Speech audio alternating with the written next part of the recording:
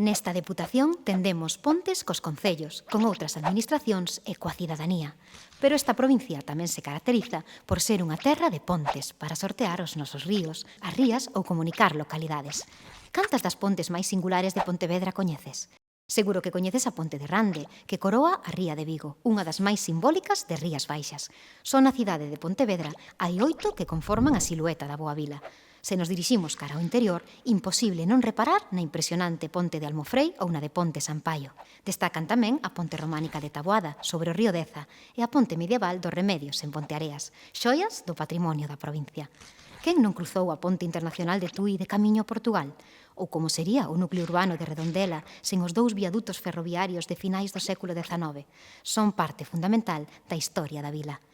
E temos tamén unha mocidade que promove en redes as estruturas colgantes de Calvelo, o Xirimbao ou Soutomaior. A fisionomía da provincia e o seu desenvolvemento non serían iguais sen as súas pontes, desde a da Toxa ou a da Illa de Arousa ata a de Bermaña, en Caldas de Reis. Levamos no ADN o poder de cruzar pontes.